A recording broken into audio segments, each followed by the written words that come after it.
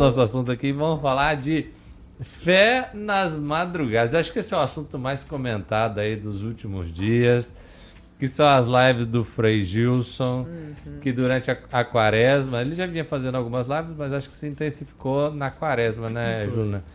E assim, eu dei uma olhada, a maioria das lives da quaresma, acima dos 3 milhões de visualizações, algumas com 4 milhões de visualizações, é uma coisa assim...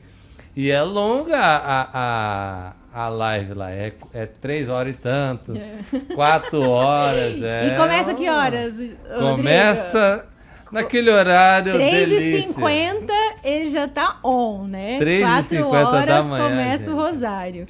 E é isso, as pessoas até se perguntavam, né? Perguntavam pra ele antes, assim, né? Mas o que aconteceu? Por que você escolheu esse horário? E ele sempre deu esse testemunho pessoal de que era uma penitência dele entregar o sono. Que isso foi uma questão, inclusive, pra ele entrar no seminário. Ele falava, eu queria, mas o pessoal acorda muito cedo, eu não vou, não. E aí ele sabia que era algo caro, então que ele precisava entregar como penitência. E aí, no momento de pandemia, ele falou, bom, se isso é difícil pra mim, pode ter alguém passando por isso. Eu vou abrir aqui. E se você vai ver as primeiras lives dele, ele não sabia onde clicar, onde desligar, um homem sozinho, né? Porque ele é dos carmelitas, então tem toda uma comunidade isolada, assim, né? Nem todos os Ele que freis tem voto participam. de pobreza, né? Pobreza, Então, assim, então. não tem nada luxuoso. Não, assim. aí ele falava isso, ele falava, olha, tem coisas que a gente realmente não consegue explicar, né? As coisas tomaram uma proporção muito grande. A gente já falou aqui que por muitos motivos o povo tem buscado essas questões, né, religiosas, alguns valores que a gente acabou perdendo no tempo.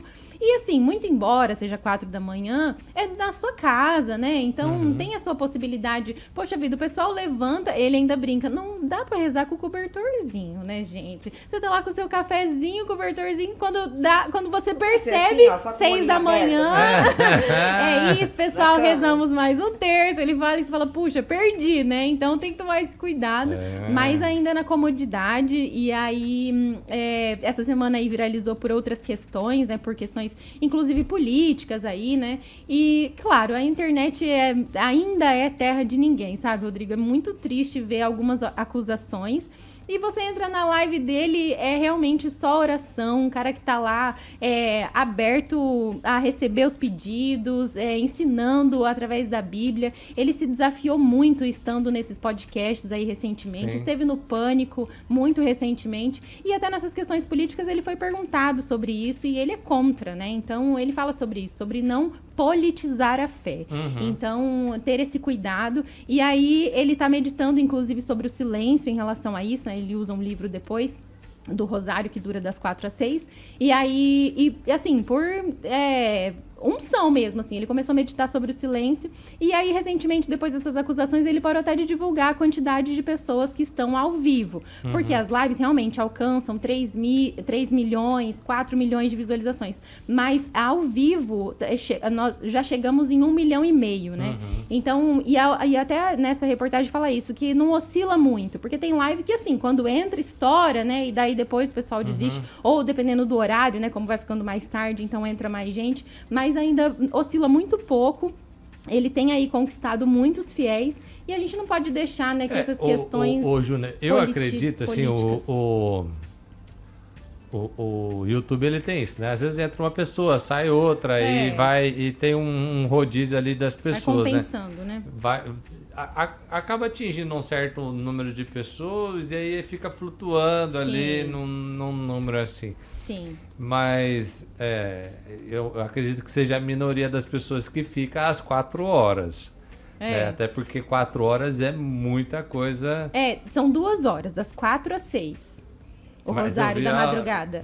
Não, é que depois começa uma meditação. Mas o rosário da madrugada das 4 às 6. E depois ele até libera o povo. A bênção, tchau. E aí pode quem fica, né? Sim. A live realmente demora mais, porque daí ele faz essa meditação do livro. E aí acaba alcançando mais pessoas porque nesse tem um monte de horário. coisa. Eu vi que tem louvor. Tem durante palavra, o rosário, tem leitura. é isso aí. Durante o rosário, as 12, porque se você for rezar só todos os terços, né, do rosário, ele não dura 2 horas, ele dura muito menos. Então, mas são meditações, porque o rosário é a meditação da vida de Jesus Cristo. Então, daí, nesse momento... O rosário, eu sou ignorante, tá? O rosário é os 3 terços, vamos dizer assim. 4 terços, a gente 4 reza terços? hoje. Ah, tá. E aí cada um deles, né, glorioso, luminoso, depende do dia, como no Rosário rezam todos, e aí vai meditando sobre a vida de Jesus Cristo. Entendi. É como se fosse um fundo musical diante dessa meditação. E aí para essa meditação, cada tema, né, cada dia tem um pedido específico, uma oração específica, e aí ele vai apresentando ali naquele momento, sabe? Mas olha, eu tenho visto assim, ó,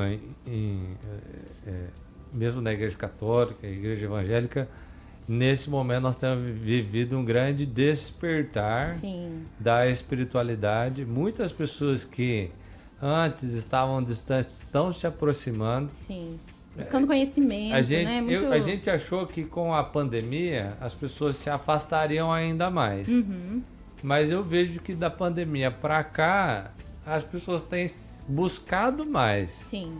Tenho visto isso em movimentos cristãos, né, evangélicos, mas também tenho visto em movimentos cristãos católicos. Sim. E isso é uma coisa muito interessante, porque mostra uma sede, um desejo, Sim. né, de crescer na sua espiritualidade, de ter uma vida plena, Sim. né? Eu acho que essa vida que a gente estava vivendo, ela é muito rasa, ela é muito sem significado, sem sentido, né? Acordar, tomar café, trabalhar, almoçar, trabalhar, jantar, assistir um Netflix. E as pessoas relatam dormir, isso lá, tal, sabe? né? Falam, nossa, eu achava que eu ia passar o dia muito cansada, muito cabisbaixa e tal. Mas é isso aí, você acaba tendo um momento para reavaliar algumas questões. E é um momento de muito, muito valor. Quem passa por isso está podendo colher os frutos já, né? Mesmo que eles não sejam dívidas, né, para nós. E o que a gente pensa é isso, né? Que a gente E pare também, de politizar esse tipo de coisa. O que eu tenho visto também é o seguinte, que os comentários do YouTube viraram um grande palco de testemunhos. Sim, sim. Né? Muitas pessoas ali dando seus testemunhos, falando Isso é muito de legal. coisas que elas começaram a buscar nesse período Sim. e viram a resposta, né? Eu vejo que a grande, assim, muito da espiritualidade tem a ver com uma transformação da mente que te faz rever a vida que você vai levando, colocar prioridade naquilo que precisa ser prioridade. Facilmente a gente perde isso. E quando a gente traz essa prioridade, a gente acaba percebendo que a vida se torna uma vida mais plena do que a gente estava vivendo. Exatamente. Busca sentido, né? Que é o que, né, a gente vê na Bíblia mesmo. Aquele que buscar ganhar a sua vida, perdê-la, mas aquele que perder a sua vida em favor de mim, ganhá-la, né? Uhum. Quando a gente busca encontrar as coisas nessa vida, a gente acaba perdendo elas. Exatamente. Mas quando a gente abre mão por um princípio, um fator maior, a gente acaba encontrando. Eu acho que eu sei que tem muita gente que polemiza, tem muita gente que fala das visões. Gente, cada um tem uma visão de mundo, tem uma visão teológica, tem uma visão do que é homem, do que é mulher. E ele conquistou um público, Rodrigo, justamente por isso, por falar abertamente sobre essas coisas, sobre não se vitimizar, sobre não esconder.